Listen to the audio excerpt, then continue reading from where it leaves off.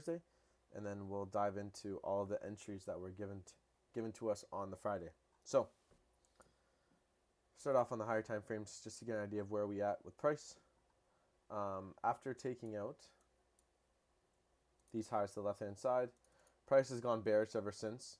Okay, you can see how we're starting to leave some highs intact. Okay, for the future, this being one area, you can see we got liquidity left up here. Okay, so just hinting that we will start going bullish eventually, right? Using these areas as eventual targets, etc. So we'll hop onto the 1 hour here. Now you can see these equals up here, these relative equals left at the highs over here. And yes, perfect. Okay, so what happened before this large sell-off on Thursday in this price action here? I want you to focus on. This is what's really important because this is what builds even more liquidity for us, right? All this manipulation that occurs. So mark all this out. You can see a little squeezed up because we're in the hourly, but price takes out this low, okay, and prints this new low, and then we return back to this area up here, respect it, okay, and move away. Perfect. Since we now moved away from it, we've even taken out previous low, printing a new low, okay, leaving liquidity at the highs. And coincidentally, we return back to the highs. You can see how we even respect this trap. We respect this trap temporarily. Sorry, a little brain fart there, couldn't think of it. Temporarily moving away, okay, hunting internal, and then eventually moving bullish to take all that liquidity out. Now that we've taken out the liquidity at the highs, we have liquidity left at the lows, okay? Also, retail seeing this as their BOS to the upside, okay? They're going to be looking to buy when price pulls back to their discounted regions, okay? So maybe buys in here, maybe they're going for buys in here. That's all going to be traps, okay? Since we've taken this high out, we want to see price below here, okay? But not only below here, but look to the left-hand side, right? If you follow my cursor, what low do we have still intact? Is this guy here. Structurally speaking, look how we have high, low, and then we moved away and gone bullish ever since. So we simply want to grab this low down here, okay? And look what price does, coincidentally. Okay, I can even draw it on like this so it can make a little more sense for you guys. Boom. See how we respected this whole area. Finally, price spikes out all that liquidity. Now we want to see that bullish move back up. Again, we have multiple targets being... Actually, no, we can use is different color lines to define some targets. We got highs up here, okay? Why is that liquidity? Simple stuff. Price takes out low. I don't know why my tool does this. Price takes out that low, and then we return to this area, okay? Move away. Liquidity up there. So we got that blue line. Over here, we have equals, okay? Left liquidity up there, simple stuff. And then over here, again, relative equals. I marked out from before. So now that we have all that liquidity taken, we've seen that trap occur. Buyers induced, buyers trapped, spike the liquidity from the left-hand side. Now we can hop on the more current price action and find us some entries. So we've spiked out this low. Look how we've gone bullish ever since. And we've kind of built some liquidity for us. We got high, low, high, low, high. Okay. Apologies for... I got my dog barking. Let me close my door. Leaving liquidity here, okay? So we want to see price below here, but we also want that current price action to build us that entry. So is there any entry opportunity here? Yes. We can take it when the liquidity is taken, and then we have that whole liquidity block being down here since we spiked out the liquidity. So you can tuck your stop down here. That would be more of a kind of higher time frame based entry, right? Or you can wait for price to build something for us in this area, okay, which we end up getting. So we spike the low. Apologies if you can still hear my dog, he's going crazy. But we've taken out that high, and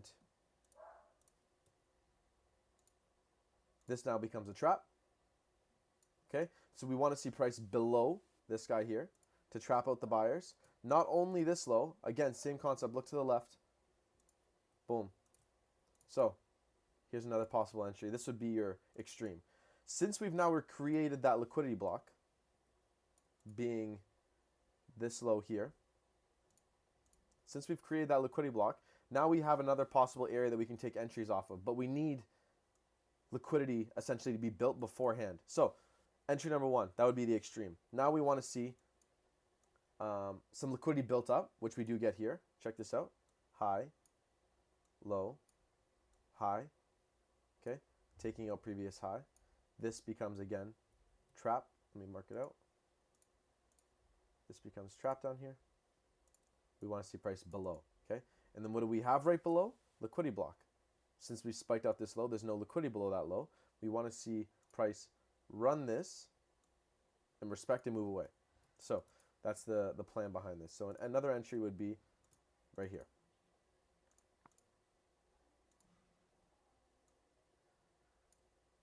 Just like this. Targets being, since we've taken out this low, we've taken out this low, where are sellers looking to take entries from? This is going to be an area of interest for sure, this whole area.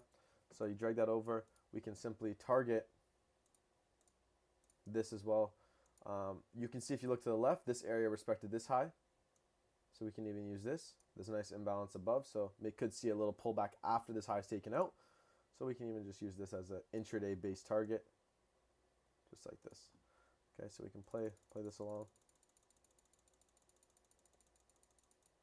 Price fools around a little bit. We get tagged in entry here. Perfect. There's our entry. There's our target. Since we've taken out this low, what does this now become? Liquidity block. Can be used as a possible entry in the future. We'll see. We'll continue playing price along. So we move away. Look how we're still respecting all the highs, engineering a bunch of liquidity. Same thing occurs. Look, high, low, taking out previous high, printing that new high. So we want to see price below this low. So a little late to this one, but this could have been an entry here. Right when the liquidity's taken, tucked stop below liquidity block, and then same target in mind. Same idea. Price returns to the high. Stalls for a little bit. Why? It's just simply inducing sellers. Okay, building that liquidity on the lower time frames there. Now look at this. So now we're approaching these areas over here. Oops. Perfect. If you look down below, what did we do before approaching this area? Look at this liquidity buildup we had. All right, little channel, however you want to look at it. You can see it from structurally perspective as well. Low high, low, new high, new low, new high, new low. Respecting that like order flow, that structure. Okay, building that liquidity. So we want to see price below here. Okay, and then if you look down a little bit more, what's this? Liquidity block. So in order for us to take an entry, it'd be off that, stop tucked below liquidity block. And stops, or sorry, targets. Boom. There's your intraday target. And of course, don't forget about the higher time frame targets up here as well. All right, so we can draw this one, but understand that when we approach this intraday target, that will be an area we will definitely be taking partials at. Okay. Perfect. So again, there's a build up here. So don't be afraid if we do see a pullback to take out those buyers before continuing bullish, right? These are things you just want to anticipate. That's exactly what happens. There's entry. Big 5-minute candle spike below. Okay, and you can see we actually ran for that last inducement low. I'll mark out right here. Okay, mitigating liquidity block. Look what happens here. We actually, since we've ran liquidity, what does that leave us? Another liquidity block. Let's see if there's another entry. And there isn't. I would have taken one possibly below here. Okay, because again, liquidity block down below. So, 1 entry, 2 entry, 3 entries, 4 entries. Do we need all 4? Of course not. But I'm showing you how many opportunities there possibly was. Okay, target hit. Partial target hit. Number 1. These is definitely an area you want to be paying yourself for sure. Pip wise, you're looking at about 40 pip intraday target, which is gorgeous. And then second target being up here, which is another 30 pips on top of the 40. Okay. But beautiful stuff played out, and then we'll end up just playing this through New York, and I believe New York just continued pushing us up. Boom. Smashing 1, 2, 3. Did we approach the last one? We did. All targets. So here's our intraday one. There's a higher time frame target there. Another one being these equals. Look how we just hunted for all of this liquidity beautifully. But yeah, this is some textbook stuff on Euro. Clean, clean, clean. Hope you guys enjoyed this case study. Give it a watch another time. Honestly, this is some textbook stuff, so don't be afraid to watch it again. And I will see you guys in the next one.